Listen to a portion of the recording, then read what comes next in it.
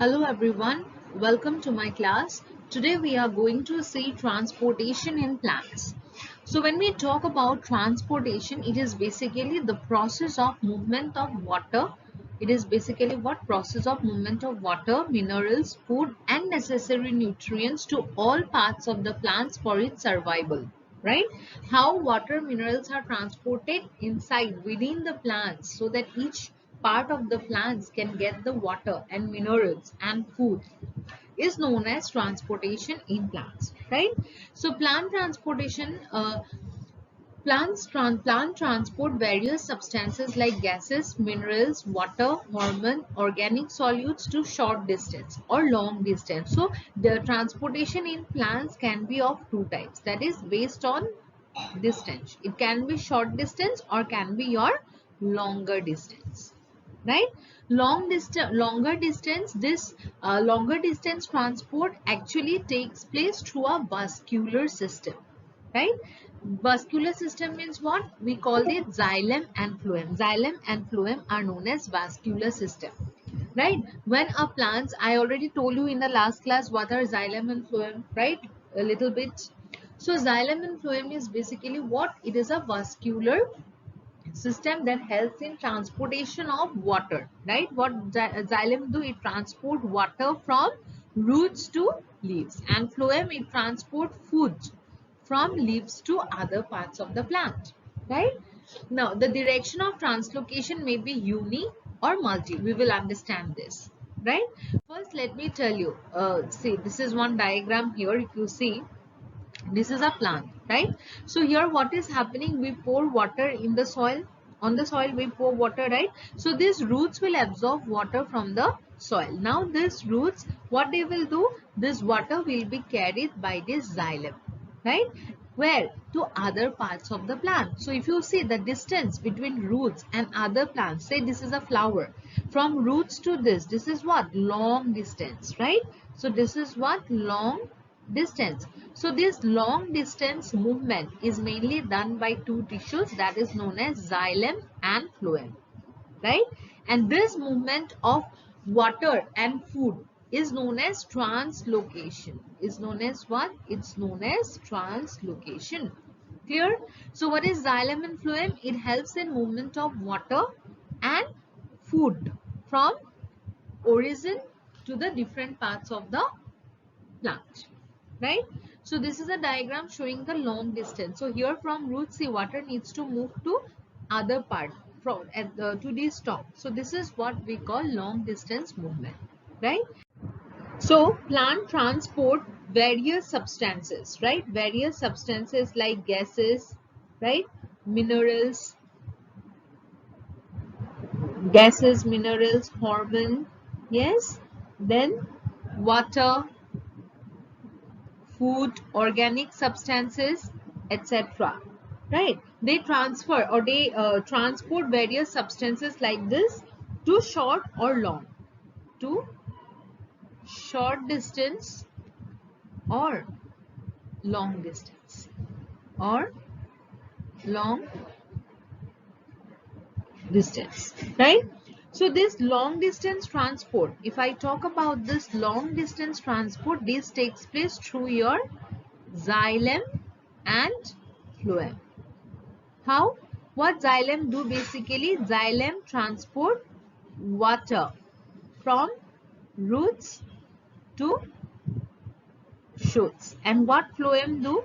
Yes, phloem transfer food from leaves to different parts of plant. To different parts of plants. Right? Now if I talk about short distance, short distances, so for short distance, what do you mean by short distance? That means movement from one cell to another. Movement from one cell to another, right? And this basically takes place by, how it takes place? It takes place by what? Diffusion. Diffusion and cytoplasmic streaming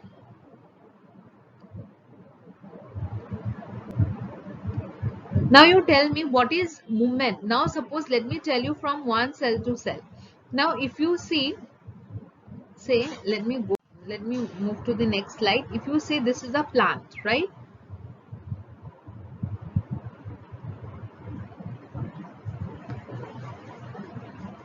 This is a plant, right? Now here if you see, when the nutrients can move, see the water will move from what? From this roots, say these are roots. Water will move from this root to shoot. Yes, this way water will move. So this is what is long distance, and this takes place through xylem. Similarly, if I tell you about food, food will be prepared from leaves to different parts of the plant, right? So this is what we call long distance. What we call this? This we call long distance, right? But if we talk about short distance means what? Suppose if you see this part. Now in this part, enlarged part, if I draw, this is one cell, this is another cell. Yes, these cells are connected to each other. Now movement from one cell to another. This movement from one cell to another, we call it what? We call it short distance. Right? What we call it short distance. Clear? And this takes place mainly by diffusion. Clear? And this long distance takes place by what? Xylem and phloem. Clear? Yes? Now, the direction, see this short distance we call diffusion or cytoplasmic streaming. This is how it happens. And for long distance, the process by which the xylem carries water from root to shoot and phloem transfers food from leaves to roots or different parts of the plant, we call this as translocation. Right? Now, if you see this is a plant here. Say, let me draw a plant here.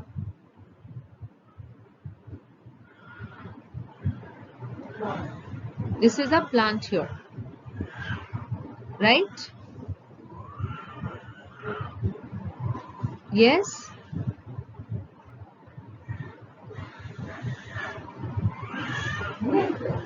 This is a plant here, right? Now, if you see here, the distance, the direction. Now, if you see the water will always move. This water will always move from roots to shoots. So always water will move from this root to shoot. So there is only one direction of movement of water, right? So that's why this movement of water from roots to shoot through xylem is known as unidirectional. Is known as what? Unidirectional. Right? But if I talk about plants, if I talk about food, see this is leaf. What leaf will do? You all know plants synthesize food. Yes, leaves contains chlorophyll along with sunlight, carbon dioxide and water. What it will do? It will prepare food. C6H12O6 and releases oxygen. So this food is now travel to roots as well as to different parts. Also it will move to upward to this flower. Also it will move. Right? So if you see this sugar or this glucose is not only moving in one direction, it is moving in different direction. It is moving downward to roots as well as upward to flowers. So this movement of food by phloem is known as what? Bidirectional. Is known as bidirectional. Clear? And this movement is done. This movement of glucose is mainly done by phloem. Clear? So this is all about translocation. So if I ask you, this is what we call translocation. Now, if I ask you what is the direction water movement takes place from roots to shoots, so is it a unidirectional or bidirectional process? Definitely, it's a unidirectional process, right? Now, if I ask you the transfer of food from leaves to other parts of plant, is a uni or bidirectional? It's a bidirectional. Clear now? Yes? Now, Next we will see the means of transportation. Next what we will see? We will see means of transport. So if we talk about means of transport, basically there are three means of transportation, right? How many means? Three. What are the three means of transportation? Diffusion. There are three means of transportation, that is diffusion, right? Then facilitated diffusion, latent diffusion, and last is your what? It is your active transport. Active transport, right? Now we will first see simple diffusion.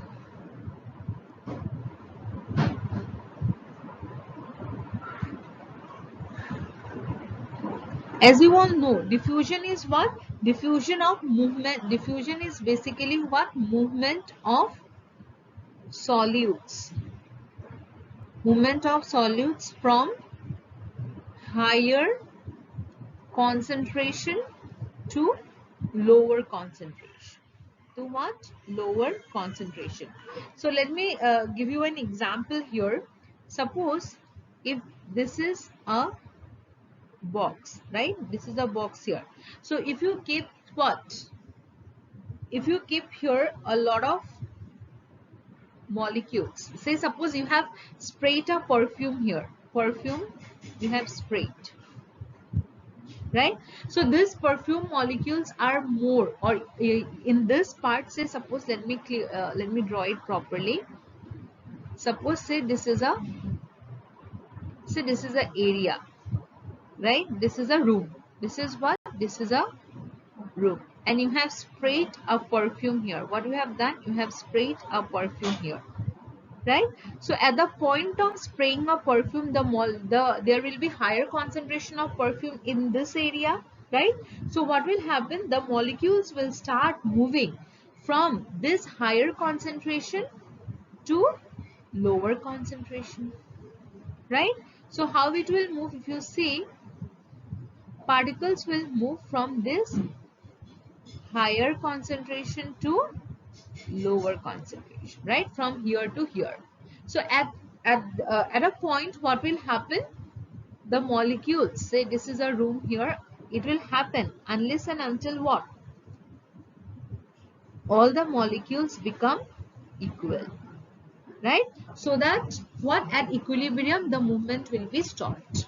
Clear? So it is basically a movement which happens along the concentration gradient. Clear? So here there is no requirement of ATP. No energy is required, or no ATP is required, right? And rate of diffusions. How rate of diffusion is affected? Rate of diffusion is affected by what? Is affected by concentration gradient, because it always moves from higher concentration to lower concentration. Clear? Then permeability of membrane. There should be a permeable membrane. Permeability must be there. Temperature. Then higher the temperature, what? If temperature increases, movement becomes faster, right? Size of the molecules. Bigger the size, movement will be slower. Bigger size, what it will do? Slow movement. Clear?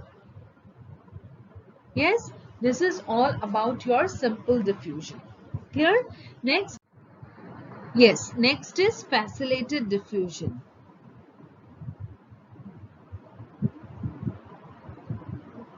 Now, what is facilitated diffusion? Let me tell you.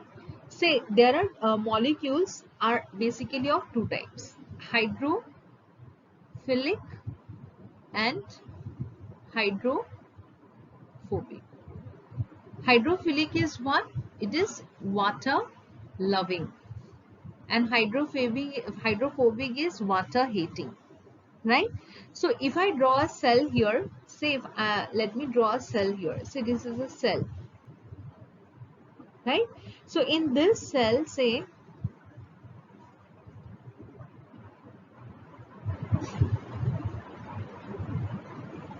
this is a cell here. This is a cell here, right? So in this cell, what is happening? This is a membrane. So this is a membrane, right? This is outside the cell. This is outside of cell and this is inside of cell, right? So what happened? Through this cell, the molecule which is hydrophilic molecule can cross the membrane, right? Hydrophilic molecules can cross the membrane. But hydrophobic molecules cannot cross the molecule, right? So lipid soluble, or if you say hydrophilic molecules can easily pass through cell membrane, but these hydrophobic molecules, they cannot pass through the membrane. So for carrying these hydrophobic molecules, there are certain proteins, right? There are certain proteins present here, right? And these proteins, what we call these proteins? We call them carrier protein. What we call? We call them carrier proteins. What they do? See, this is a hydrophobic particle. See, this is a hydrophobic particle. This is say hydrophobic particle, and say this is hydrophilic particle, right? So hydrophilic particle will easily move through, but hydrophobic molecule cannot move through the membrane. So what it will do? It will bind with this carrier protein, right? It will bind with this carrier protein. Along with the carrier protein, this together, along with this carrier protein, they will move in, right? Let me show you here again how it will happen. So this is basically what? This is a cell and this is a membrane, right? So this is in and this is out. So how it happens? What it will do? This carrier protein, what it will do? It will carry it will bind this hydrophobic molecule, right? It will bind this hydrophobic molecule and it will drop the hydrophobic molecule inside. Then this carrier protein will move out from the cell. Clear? So this is how carrier protein basically carry the hydrophobic molecule across the what? Membrane. So basically, if I talk about this carrier protein, they are of two types. How many types? Two types. What are the two types? One is porins. We call one porins and another is aquaporins. Aquaporins, right? Now what are porins? Yes, porins. This porins protein, say, let me tell you here, carrier protein. I told you it is of two types, porins and aquaporins, right? Porins and aquaporins. So these porins are present. Where it is present? It is present in the outer membrane of, it is present in the outer membrane of mitochondria and plastids, right? Plastids. And if I talk about aquaporins, what are aquaporins? Aqua means what? Water. Porins, basically you can tell it is a channel or it is a carrier, right? So we can call it water channel, right? So what it do basically, it helps in transport of water soluble substances. Clear? So aquaporins basically what? These are water channels. Clear? Yes.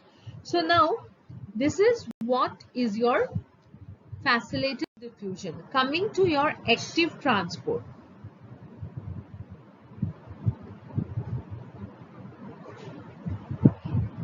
Let me tell you, transportation in plants are of two types. One is active transport, one is your passive transport. One is what? Active transport, another is your passive transport. If I talk about active transport here, what is happening? Here ATP is needed. ATP is required. But in case of passive transport, no ATP is required. No ATP is required, right? In case of active transport, as energy is needed, so movement is against the concentration gradient. Against the concentration gradient. So here passive transport, it happens along the concentration gradient. Now what is concentration gradient? Along the concentration gradient. Now you tell me, what is concentration gradient? Concentration gradient means what? Say this is a concentration gradient. That means what? Suppose this is a cell, right? So here outside the cell, say suppose outside the cell 20 molecules are present, right? So here inside the cell there is not a single molecule. Outside the cell 20 molecules are present, right? So here what will happen? The movement, in case of passive transport, the movement will take place from here to here. Passive transport in case of passive. Why?